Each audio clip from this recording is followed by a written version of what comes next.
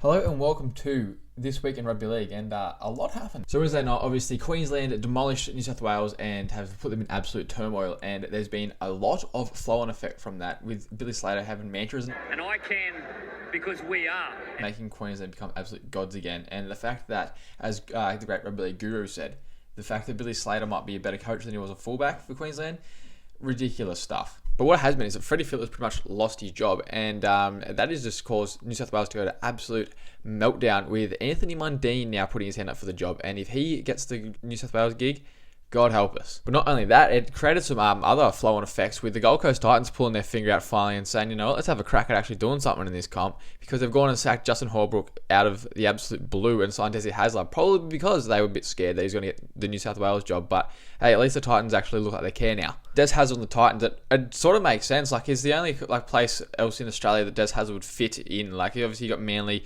North Shore, that's where like the long golden locks and everything sort of they fit in. But the only other place you can really think of would be the Gold Coast, that like makes sense. So we'll see how we go. He's going to go up there, be hot, tanned, long hair. Man, Gold Coast ain't ready. And keeping on with the Titans, and along with that same theme, they've decided that they're going to go out and pursue Ben Hunt, which has just become an absolute monstrosity of a situation in itself. But because the Dragons have, for some reason, decided they've got some negotiating power and want either Tino or Mo Fotuaika in return. But then it comes out this morning anyway that the Dragons aren't going to release Ben Hunt from his contract anyway. So what was all that about? Like, I think it's just the Dragons saying they can't get enough back in return. And speaking of Manly, they've been in the news this week for being absolute clowns about 3 times over. So obviously in Origin, Tommy Turbo did get injured, tore his pec. Shit. So they've been granted $350,000 worth of compensation in their salary cap to go out and sign someone for the rest of the season.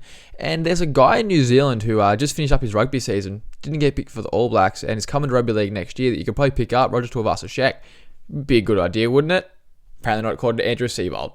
Probably the worst thing that Manly done this week, though, is let Latu Fainu go. Like, their future of their club. He's going to be the next big thing. He's probably, like, that's what everyone's saying. He's like the best young kid in the country. They've just let him walk to the Tigers. And probably the worst bit about that is so they can get Tommy Talau in return. So you've gone from getting Roger Tuivasa-Sheck into Tommy Talau. Okay. This week just seems to be the week of bad breakups and everything in rugby league, because Jake Averillo is now off to the Dolphins next season. Gus Gould saying sometimes these tough decisions have to be made in the best long-term interests of the club, even though Jake Averillo is like 22, 23 and has got like another 10 years of first grade ahead of him.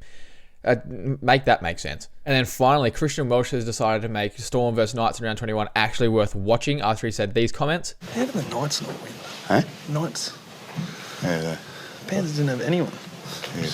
Not only does it make that game exciting because the Knights players are going to want to show up, it also makes it this weekend exciting, Storm vs Panthers, because all these Panthers nobodies, they're going to want to show up too. Another completely drama-filled weekend of rugby league, and I'm sure this week will be exactly the same. It started off pretty strong with Ben Hunt stuff, so keep an eye out.